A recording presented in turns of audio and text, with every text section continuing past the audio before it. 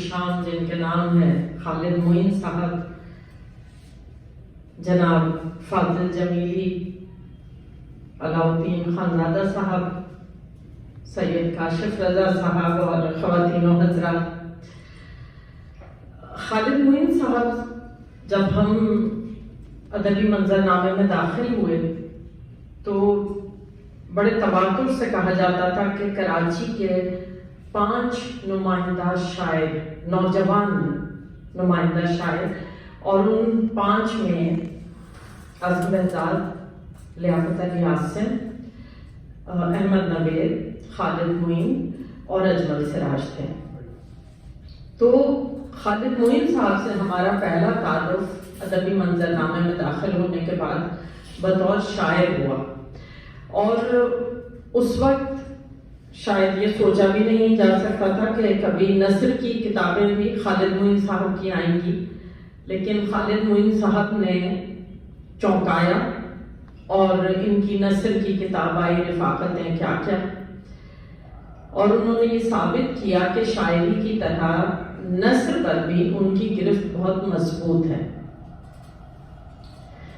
جہاں تک خالد معین صاحب کی نثر کا تعلق ہے، وہ ہمارے معاصر اردو ادب میں بظاہر سادہ مگر اپنے باطن میں بہت گہری، خوش رنگ مگر معنویت میں بھاری، اور ہمارے زمانہ موجود کے تناؤ کو باریک بینی سے اپنے اندر جذب کر کے خوبصورت الفاظ کی بنت سے ایک سنوارے ہوئے منظر کی تخلیق میں پیش کرتی ہے۔ خالد معین صاحب کی نثر ایک حسیاتی ریکارڈ بھی ہے اور ایک اخلاقی آئینہ بھی۔ وہ یاد، مکان، تعلق اور شہر خصوصاً کراچی کو محض منظرنامہ نہیں بناتے، بلکہ اس کے ذریعے انسان کے داخلی تغیرات، سماج کے تانے بانے اور تہذیبی تغیرات کو بھی تصویر کرتے ہیں۔ اب ان کا جو پہلا نثر کا مجموعہ آیا رفاقتیں کیا کیا،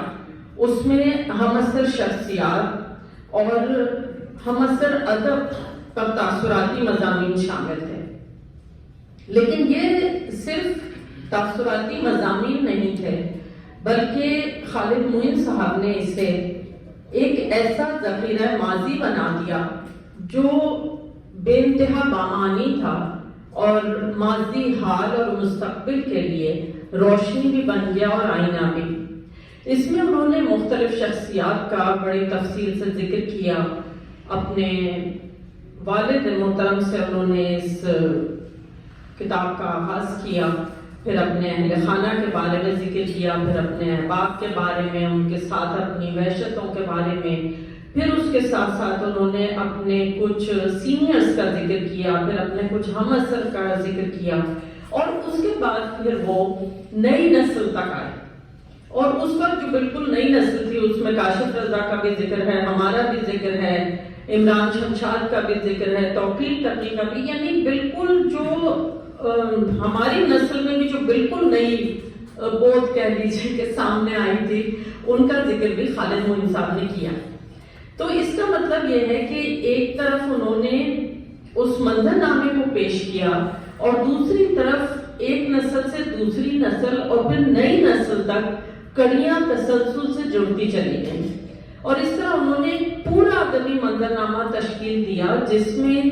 ابھرتے ہوئے سورج کی کرنیں بھی انہوں نے دکھائیں کہ کون سی کرنیں ہیں جن کے بارے میں ان کو یقین ہے کہ یہ آنے والے وقت میں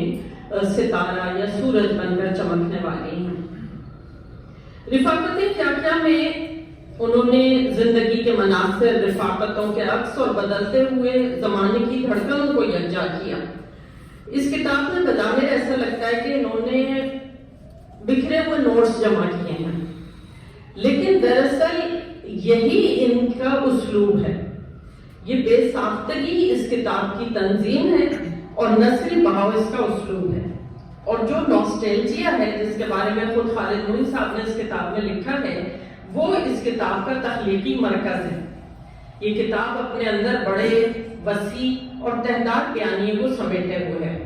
کہ ایک طرف تو اجتماعی ادبی عہد کی دوبارہ بازیافت اور دوسری طرف کراچی کے بدلتے ہوئے سماجی، تہذیبی اور ادبی منظرنامے کی ایک مستند دستاویز بھی ہے۔ اچھا، اس میں انہوں نے خود بھی یہ لکھا ہے اور کتاب بھی اس کی گواہ ہے کہ انہوں نے سیاست اور ادبی سیاست کے بارے میں کوئی گفتگو کرنا مناسب نہیں سمجھا، اس لیے کہ ان کے نزدیک یہ چیزیں ادبی منظرنامے کے لیے اتنی اہم نہیں تھیں، اور انہوں نے یہ کوشش کی کہ وہ ان چیزوں سے آگے جا کر شہر کی ثقافتی روح کو محفوظ کر سکیں، اور وہ جو کچھ لکھتے رہے وہ بغیر کسی گرہ کے، بغیر کسی جھگڑے کے اور بغیر کسی جانبداری کے۔ یہ کام اتنا آسان نہیں ہوتا۔ جب آپ اپنے ہم عصروں کے بارے میں لکھ رہے ہوتے ہیں تو کہیں آپ کا تعلق جھلکتا ہے، کہیں آپ کی رنجش جھلکتی ہے، کہیں آپ کا فاصلہ نظر آتا ہے، لیکن خالد معین صاحب کا کمال یہ ہے کہ انہوں نے بڑے ضبط کے ساتھ تمام شخصیات کو اس طرح پورٹریٹ کیا کہ وہ ہمارے سامنے اپنے پورے ظاہر اور باطن کے ساتھ سامنے آئے۔ اور کہنا یہ چاہیے کہ یہ کتاب ایک طریقے سے ادبی خاندان نامہ یا شجرہ نسب بن گیا، کہ جس میں آپ پوری نسلوں کو دیکھ سکتے ہیں کہ کراچی میں ادبی منظرنامہ کیسا تھا، کیسا ہوا اور اب کیسا ہونے جا رہا ہے۔ اچھا، اس کتاب میں بھی انہوں نے کرداروں کی نفسیاتی بازیافت بھی کی ہے، اس لیے ہم یہ بات پورے یقین سے کہہ سکتے ہیں، اور آگے ان کی جو اور کتابوں کا بھی ہم ذکر کریں گے، کہ خالد معین صاحب اپنی نثر میں جو کردار پیش کرتے ہیں وہ ان کے پورے پرسونا کے ساتھ پیش کرتے ہیں، یعنی صرف ان کی شخصیت نہیں بلکہ ان کے ظاہر اور باطن کو بھی اور ان کے نفسیاتی اور سماجی حیثیت کو بھی پیش کرتے ہیں اور پوری طرح ہمارے سامنے لے کر آتے ہیں۔ اور یہ ایک ایسے البم بن گیا کہ جس کے اندر ایک ٹھہراؤ، ایک وقار اور ایک سنجیدگی ہے جو ادب کے لیے لازمی ہے۔ مگر یہ سب خود بخود نہیں ہوا۔ یہاں خالد معین صاحب کی نثر کی ایک بڑی اہم خصوصیت ہمارے سامنے آتی ہے، اور وہ یہ ہے کہ خالد معین صاحب اپنی نثر میں تکنیکوں سے کام لیتے ہیں۔ ان کی کوئی نثری کتاب ایسی نہیں ہے جس کے بارے میں یہ کہا جا سکے کہ اس میں انہوں نے کسی ٹیکنیک سے کام نہیں لیا۔ اس کا مطلب یہ ہے کہ وہ بہت شعوری انداز سے لکھتے ہیں۔ ایک بہاؤ ان کی کتاب میں ہوتا ہے لیکن مصنف کہیں نہیں بہہ جاتا، وہ بہت چوکنا رہتا ہے، بہت چوکس رہتا ہے، البتہ پڑھنے والا اس بہاؤ میں بہتا چلا جاتا ہے اور اس کہانی کو ایک دلچسپ انداز میں پڑھتا چلا جاتا ہے۔ ظاہر ہے کہ یہ ان کی نثر کی سچائی اور گہری انسانی بصیرت کا ثبوت ہے۔ اب ان کی جو ٹیکنیکس ہیں اس میں ان کی تحریروں میں جو رفاقتیں کیا ہے کتابیں کی، اس میں انہوں نے ایک داخلی تال کو شامل رکھا ہے جو جملوں کو سانس لینے دیتی ہے اور تحریر کو ایک موقر ٹھہراؤ کے ساتھ بہاؤ عطا کرتی ہے۔ احباب کا ذکر کرتے ہوئے ان کے جذبات شدید ہیں مگر حیرت انگیز ضبط ہے۔ احساسات کہیں شور نہیں مچاتے، بس ایک دھیمی آنچ کی طرح تحریر میں اندر سے روشن رہتے ہیں۔ وہ منظر، شخصیت اور کیفیت کو بیان کرتے ہوئے انتہائی چنیدہ جزیات استعمال کرتے ہیں جس سے نثر میں بیجا سجاوٹ کے بجائے فکری پختگی جنم لیتی ہے۔ ماضی اور حال کی تہدار عکاسی تجزیے کو گہرائی اور معنویت عطا کرتی ہے، جبکہ ان کی بیانیہ آواز سراپا وقار ہے۔ اسی طرح انہوں نے خطیبانہ لہجے کو اور تصنع سے اپنی تحریر کو پاک رکھا ہے، اور بھرپور لیکن مؤثر استعارات بھی ان کے ہاں دھیمے تاہم نہایت کارگر ہیں جو معنی کو کئی پردیں عطا کرتے ہیں اور تحریر کو بوجھل نہیں ہونے دیتے۔ اس کتاب کی سب سے اہم خصوصیت یہ ہے جو خالد معین صاحب کی نثر کی خصوصیت بنتی ہے کہ یہ تمام تحریریں ایک فکری وحدت سے بندھی ہوئی ہیں۔ ان کا کوئی جملہ اپنے بنیادی جذبے سے باہر نہیں نکلتا، اور یہی وہ مجموعی تکنیک ہے جو رفاقتیں کیا کو وقار، پختگی اور ٹھہراؤ عطا کرتی ہے۔ اب ہم ذکر کرتے ہیں ان کے ناول وفور کا۔ اتفاق ہے کہ ہم نے وفور کے بارے میں جتنے لوگوں کی بھی رائے کہیں پڑھی اس میں یہ لکھا گیا کہ یہ ایک رومانی ناول ہے، اور یہ ناول دو بنیادی کرداروں کے بارے میں ہے، جس میں ایک جو ہے وہ علی جمال ہیں اور جو خاتون ہیں وہ نبیلہ جہاں ہیں، اور ان دونوں کی وبا کے دنوں میں محبت ہے، اور اس محبت کی شدت ہے اور اس وفور کا کیا انجام ہے اور کیا ہے، وہ تمام چیزیں سامنے آتی ہیں۔ تو ہمارا خیال ہے کہ شاید اس کی وجہ سے لوگوں نے یہ سمجھا کہ یہ ایک رومانی ناول ہے، اور دلچسپ بات یہ ہے کہ بہت سے لوگوں نے اس کردار کو اپنے طور پر تلاش بھی کر لیا اور قیاس آرائیاں بھی کی کہ یہ جو ہیرو ہیروئن ہے یہ دراصل کون ہے۔ تو ایک تو خالد معین صاحب کی سب سے بڑی کامیابی یہی ہو گئی ناول کی کہ وہ ایک قصہ ہے کہ ایک صاحب نے ایک پینٹنگ بنائی اور اس میں ایک آدمی انگور کا گچھا لیے بیٹھا تھا پوشاک، تو مکھیاں جو ہیں وہ انگور پہ آ کے بیٹھنے لگیں۔ تو لوگوں نے کہا کہ بھائی کمال پینٹنگ بنائیے کہ مکھیاں جو ہیں وہ انگوروں کو اصل سمجھ کے ان پہ بیٹھ رہی ہیں۔ تو پینٹر رونے لگا اور اس نے کہا کہ نہیں، یہ پینٹنگ اچھی نہیں ہے کیونکہ اس کا مطلب ہے کہ آدمی اصلی نہیں لگ رہا، تبھی مکھیاں آرام سے آ کے انگور پہ بیٹھ رہی ہیں۔ تو خالد معین صاحب کو دھات کے ان کا جو ناول ہے وہ پوری پینٹنگ اصلی لگتی ہے اور لوگ اس میں جو ہے وہ اصلیت تلاش کرنے کی کوشش کرتے ہیں۔ لیکن ہماری دانست میں خالد معین صاحب کا یہ ناول رومانی ناول نہیں ہے، یہ ایک سماجی نفسیاتی ناول ہے۔ اس میں جو دو کرداروں کے درمیان محبت، کشش، جذباتی کشمکش، یہ تمام جو معاملات پیش کیے گئے ہیں وہ دراصل انسانی رشتوں کی نفسیات کو سمجھنے کا ذریعہ ہے۔ یعنی ان کے ناول کا مرکزی موضوع محبت نہیں ہے، محبت اس کا ثانوی موضوع ہے، اور ان کے ناول کا ہمیں جو مرکزی موضوع لگا وہ آج کے عصر حاضر کے ٹیکنالوجی زدہ انسان کی تنہائی، اس کی نفسیاتی دراڑوں، خوابیدہ جنون، خواہشات کے غیر مستحکم موسموں اور وجودی بہاؤ کی نہایت پیچیدہ روداد ہے۔ اور ان کا بنیادی موضوع انسان کا اندیکھی باطنی دراڑوں کے ساتھ زندگی بسر کرنا ہے، وہ دراڑیں جو سوشل میڈیا کے دور میں اس کی روشنیوں میں اور بھی نمایاں اور واضح ہو چکی ہیں۔ اب ہمارے یہاں مسئلہ کیا ہے کہ جہاں عشق و محبت کا ذکر ہوتا ہے ہم اسے رومانی سمجھ لیتے ہیں، چاہے وہ شاعری ہو چاہے ناول ہو، لیکن خالد معین صاحب کا ناول جو ہے وہ یہ ثابت کرتا ہے کہ ان کے ہاں ایسی کوئی کوشش نہیں ہے، اور یہ ناول رومانی ناول کی تعریف پر پورا نہیں اترتا، یہ سماجی اور نفسیاتی ناول کہا جا سکتا ہے۔ وفور ہمیں سمجھاتا ہے کہ محبت کبھی کبھی الہامی واردات کی طرح اچانک نازل ہوتی ہے، لیکن پھر اسی اچانک طریقے سے غائب بھی ہو جاتی ہے۔ تاہم اس واردات کے بعد انسان پہلے جیسا نہیں رہتا۔ ناول کے دو مرکزی کردار علی جمال اور نبیلہ جہاں دو مختلف ممالک میں قیام پذیر ہیں، لیکن دونوں کی صدی یعنی زمانہ ایک ہے، وہ زمانہ جس میں محبت آن لائن ہوتی ہے اور جب چاہیں آف لائن کر دیں، یعنی بلاک کر دیں اور محبت ختم۔ زندگی وباؤں میں گزرتی ہے اور انسان اپنی ہی نفسیاتی دھن میں راستہ تلاش کرتا پھرتا ہے، یعنی یہ ناول ہماری صدی کی سچائیوں کا آئینہ ہے۔ یہ دونوں کردار بظاہر کامیاب زندگی، ازدواجی زندگی گزارتے ہیں، مگر دونوں ہی ایک بڑے خلا کا شکار ہیں، اور یہی خلا انہیں فیس بک کے ایک معمولی ان باکس میسج سے ایک ایسے تعلق کی طرف کھینچ لاتی ہے جس میں محبت بھی ہے، سرشاری بھی ہے، جذبے کی تمازت بھی ہے، مگر ساتھ ہی احساس گناہ کا کانٹا بھی ہے اور تنہائی کا مسلسل پھیلتا ہوا زہر بھی ہے۔ یہ محبت ایک طوفان کی شکل ہے جو نہایت تیز بہاؤ رکھتی ہے، اور اسی بہاؤ میں یہ دونوں کردار لمحہ بلمحہ کھو جاتے ہیں۔ نبیلہ جہاں کبھی محبوبہ بنتی ہے، کبھی بیوی ہونے کا دعویٰ کرتی ہے، کبھی قبضہ گروپ بنتی ہے، اور کبھی ایک ایسی خوفزدہ اور مادری جبلت رکھنے والی عورت جو اچانک سارے تعلق ختم کر کے بھاگ کھڑی ہوگی۔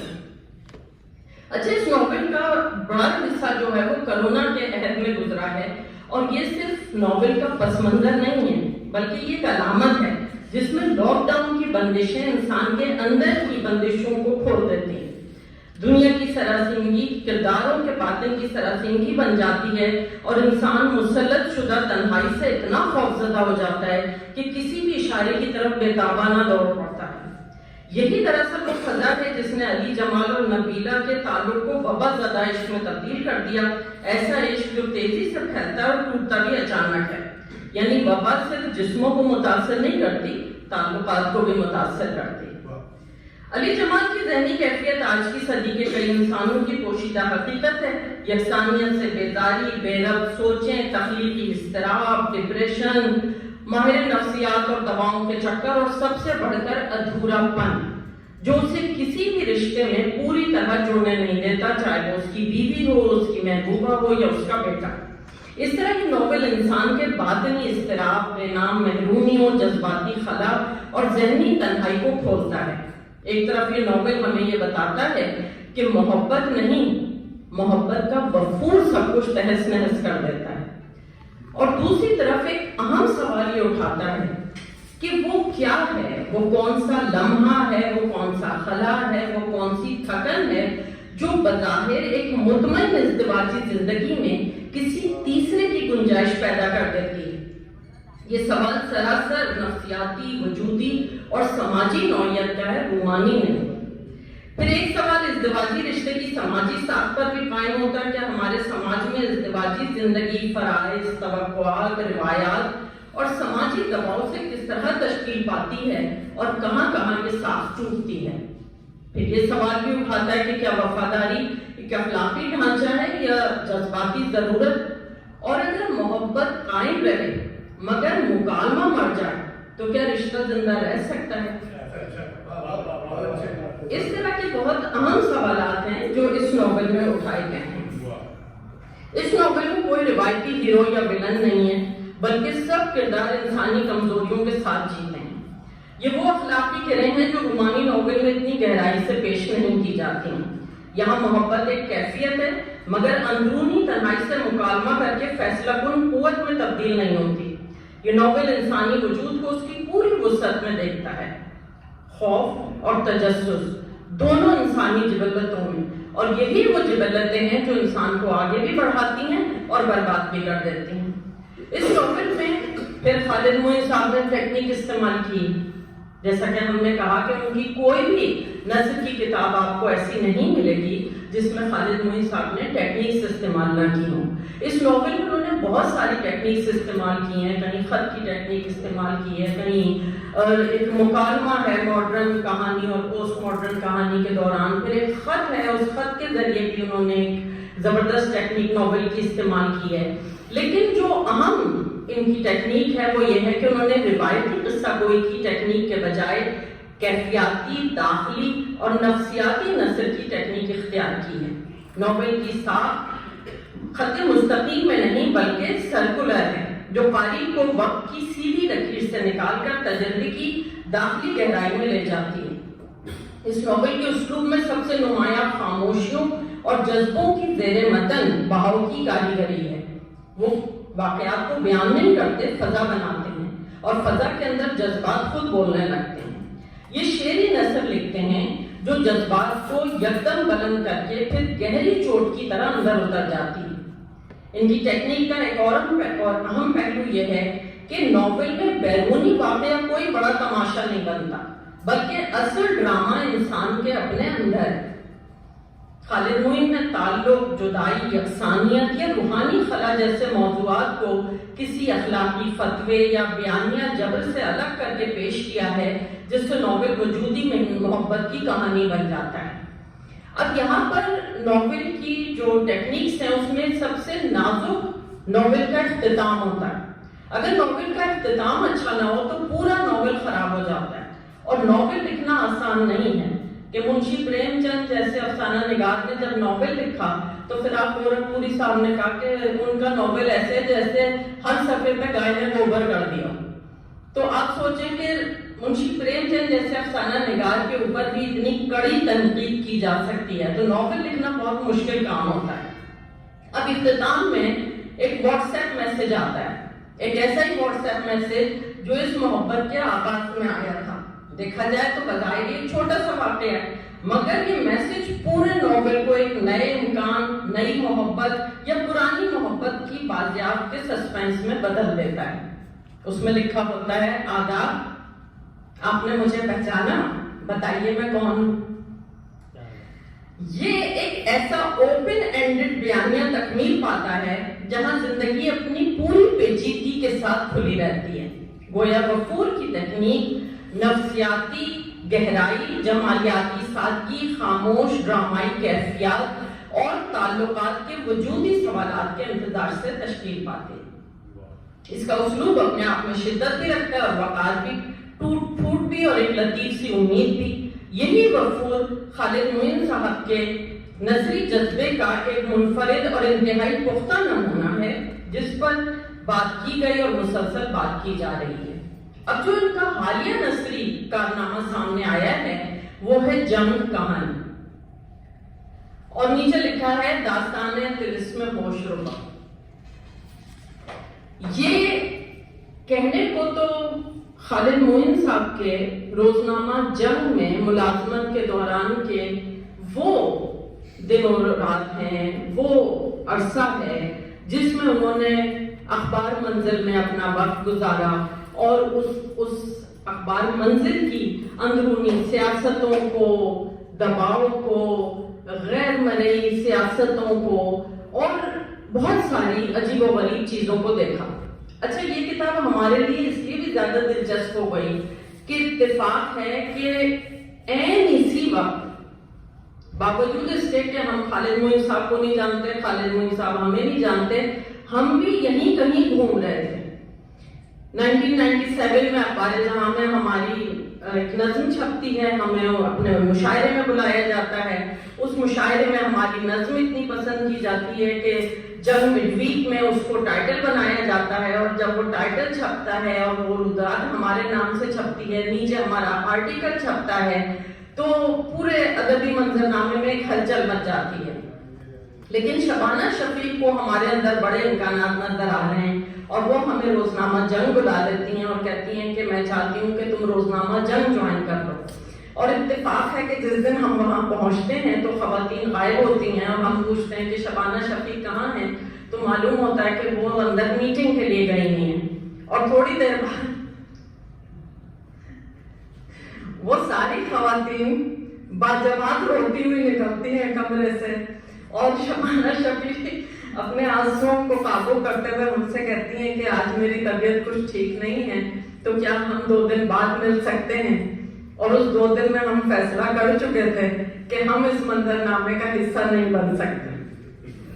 لیکن خالد معین صاحب اس منظرنامے کا حصہ بنے۔ اور ویسے تو یہ کتاب جو ہے کہ ان کے ایک ملازمتی دور کی کتاب ہے جس میں یہ فنون لطیفہ سے وابستہ تھے اور شوبز کا پیش کیا کرتے تھے۔ اچھا، ہماری طرف سے پہلی داد ان کو اس بات کی ہے جس کا ذکر انہوں نے اس کتاب میں کیا ہی نہیں ہے، کہ جس وقت یہ فلمی صفحہ کیا کرتے تھے جنگ اخبار کا، تو اس میں یہ اپنا ادبی نام خالد معین استعمال نہیں کرتے تھے بلکہ معین خان کے نام سے لکھتے تھے۔ اور بہت عرصے بعد ہمیں پتہ چلا کہ یہ معین خان وہی خالد معین ہیں جو بے موسم وحشت اور انہماک کے شاعر ہیں۔ اس وقت ان کے یہ 2 شعری مجموعے آئے تھے۔ تو خالد معین صاحب نے اپنی اس ملازمت کو، اس کے اختیار کو، ادارے کی قوت کو اس طرح استعمال نہیں کیا جیسا کہ یہ کر سکتے تھے۔ اور اس کتاب میں انہوں نے بڑی وضاحت سے کسی کا ذکر کرتے ہوئے یہ لکھ دیا ہے کہ ان کو اچھی طرح معلوم تھا کہ یہ اس نشست پہ بیٹھ کے کیا کیا مراد حاصل کر سکتے ہیں۔ یعنی ایک تو ہوتا ہے نا معصومیت اور لا علمی میں انسان نکل گیا تو اس کو اتنی داد نہیں دی جاتی، لیکن ایک انسان جس کو معلوم ہے کہ وہ کہاں کہاں کیا کیا فائدہ اٹھا سکتا ہے اور پھر بھی وہ فائدہ نہ اٹھائے، تو دراصل وہ اس آدمی کی ادب سے اخلاص کی نشانی ہے۔ اور ہمارا خیال ہے کہ خالد معین صاحب کو جو اتنی نیک نامی ملی وہ ان کے اسی اخلاص کا ثمر ہے جو انہوں نے اپنے ادب کے ساتھ جاری رکھی۔ اچھا، یہ جو کتاب ہے اس میں بھی انہوں نے اخبار منزل کے شخصیات کا ذکر کیا، اور کئی شخصیات کا ذکر رفاقتیں کیا کیا میں ہو چکا ہے، جیسے عزیز اعظمی کا ہو چکا تھا، اور کچھ ایسے لوگ ہیں جن کا ذکر اس میں آیا تھا۔ تو پھر ان دونوں کتابوں میں فرق کیا ہے؟ بڑا بنیادی فرق۔ رفاقتیں کیا کیا میں خالد معین صاحب نے اس روداد کو وہ ٹھہراؤ، وہ سنجیدگی، وہ وقار دیا جو ادب کا خاصہ ہے۔ اور اس کتاب میں سمجھیے کہ یہ اخبار منزل کی ایک تیز رفتار چلتی ہوئی فلم ہے۔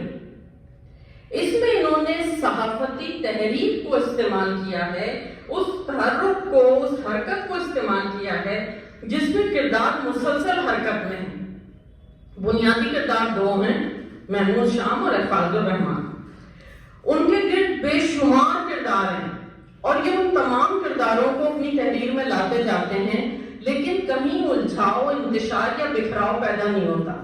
بالکل ایسا لگتا ہے جیسے آج کی ٹیکنالوجی میں ہم کوئی گروپ فوٹو دیکھ رہے ہوتے ہیں اور اس گروپ فوٹو میں سے پھر یہ کسی کو زوم کرتے ہیں اور اس کردار کو پوری اس کی فضا کے ساتھ، جزیات کے ساتھ، اس کے پرسونا کے ساتھ ہمارے سامنے لاتے ہیں، پھر اس کو واپس اس کے مقام پہ لے کے جاتے ہیں اور پھر نہایت فنکاری کے ساتھ اس کو واپس اس پس منظر میں رکھتے ہیں اور پھر اسی پس منظر سے ایک اور کردار نکلتا ہے اور وہ اچانک ہمارے سامنے بڑا ہو جاتا ہے۔ اور ان کرداروں میں ہمیں یہ پتہ چلتا ہے کہ یہ کہانی دراصل صرف ایک صحافتی ادارے کی کہانی نہیں ہے، یہ انسانی بقا کی جنگ کہانی ہے۔ انسان جو ایک ایسے معاشرے میں زندہ ہو جہاں کوئی سسٹم نہ ہو، تو ایسا ممکن ہی نہیں ہے کہ کسی ملک میں بغیر نظام کے ادارے کام کرتے رہیں۔ وہاں اپنے آپ ایک نظام بن جاتا ہے، سیاستوں کا، خاموش طاقت کا، ایک دوسرے کے خلاف سازشوں کا، بے سبب دشمنیوں کا، اور یہ تمام کردار اپنے روزمرہ بقا، اپنے وقار، اپنی عزت، اپنی شناخت کی جنگ لڑ رہے ہیں۔ گویا ایک ریٹ ریس ہے، چوہا دوڑ ہے جس میں سب کو زبردستی جھونک دیا گیا ہے اور سب کردار اس دوڑ میں بھاگنے کے لیے مجبور ہیں۔ اب خالد معین صاحب کو داد دینی چاہیے ان کی نثر کی کہ انہوں نے ایک جگہ جب شخصیات کے بارے میں لکھا تو وہاں پر انہوں نے اس کو بالکل ٹھہراؤ کے ساتھ لکھا، ایک البم کی شکل دی، اور یہاں پہ جب انہوں نے کرداروں کا ذکر کیا تو ان کو اتنا متحرک رکھا کہ فلم تیزی سے آپ کے سامنے سے گزرتی چلی جاتی ہے۔ یعنی دونوں کتابوں میں سمجھیں کہ رفاقتیں کیا کیا ایک آرٹ مووی ہے اور جنگ کہانی ایک ایکشن مووی، اور اس میں مسلسل آپ کے سامنے کردار آتے اور جاتے چلے جاتے ہیں۔ اب اس میں انہوں نے جو ٹیکنیک استعمال کی ہے وہ ظاہر ہے کہ ان کا ہر سین حرکت میں ہے، ان کا ہر کیمرہ اینگل روزنامہ جنگ کے دفتر کی برق رفتاری سے ہم آہنگ ہے۔ اگر ان کی تحریر اتنی برق رفتار نہ ہوتی تو ہم اپنے آپ کو اس نیوز روم میں محسوس ہی نہیں کر سکتے، کیونکہ وہ نیوز روم مسلسل حرکت میں ہے، وہاں پر مسلسل ایک چہل پہل ہے، افراتفری ہے، کام ہو رہا ہے اور مسلسل کام ہو رہا ہے۔ تو اگر تحریر میں وہ حرکت نظر نہ آئے تو یہ بہت بیکار تحریر، ناکام تحریر ہو جائے گی۔ لیکن تحریر کو حرکت دینا ایک بہت بڑا اور بہت فنکاری کا کام ہے۔ خالد معین صاحب نے اس میں اپنے گئے دنوں کی جو روداد ہے اس کو روایتی نہیں رکھا، بلکہ ایک فلم کی طرح ایسے بنا دیا ہے کہ واقعات قطار بنا کے نہیں کھڑے رہتے، جذبات کی شدت سے نکل کر کوئی کردار سامنے آتا ہے اور پھر وہ اپنا کردار پورا کر کے چلا جاتا ہے۔ خالد معین صاحب اپنے پس منظر کو، جو کردار کا پس منظر ہوتا ہے، اس کو روشن رکھتے ہیں اور پھر ہلکے ہاتھ سے اس کو واپس بھیج دیتے ہیں۔ اس کتاب میں بھی ان کے پاس ضبط بھی ہے اور شعور بھی ہے، اور وہ ہر کتاب کو، ہر لفظ کو اپنی نگاہ میں رکھتے ہیں۔ اب ہم اپنی تقریر ختم کر رہے ہیں، لیکن بات ختم کرنے سے پہلے ایک اہم سوال ہے جو ہم سے کل ایک صاحب نے پوچھا۔ انہوں نے پوچھا کہ اتنے سال بعد جب جنگ اخبار کی ملازمت ختم ہو چکی، مرکزی کرداروں میں سے کردار اس دنیا میں رہا بھی نہیں، تو پھر اس کتاب کے لکھنے کی کیا معنویت ہے؟ یہ کتاب اب کیوں لکھی گئی؟ تو پہلی بات تو آپ یہ سمجھ لیں کہ ضروری نہیں ہوتا کہ ہر کتاب کی تحریر اور اشاعت ایک ہی وقت کی ہو۔ یہ تحریر اسی وقت لکھی گئی تھی جب خالد معین صاحب وہاں موجود تھے اور یہ تحریر دل پر لکھی جا رہی تھی، اسی لیے تمام جزیات کے ساتھ ان کو ایک ایک بات یاد ہے، ورنہ آپ نوٹس بھی بنا لیں تو اتنی جزیات سے نہیں لکھ سکتے ہیں۔ دوسری بات یہ ہے کہ ہر سچائی وقت پر بیان نہیں کی جاتی، بلکہ بعض سچائیاں انتظار اور ضبط کے بعد وقت کو بیان کرتی ہیں۔ اگر اس وقت یہ تحریر سامنے آتی تو یہ جرأت کے ساتھ لکھی گئی ایک تحریر ہوتی جو شاید شور کی نظر ہو جاتی۔ اس کے دفاع میں باتیں ہوتی، مختلف طرح کی باتیں ہوتی، اپنی ملازمت کی پرخاش قرار دیا جاتا، اور یہ تمام سچائی ایک شور کی نظر ہو جاتی۔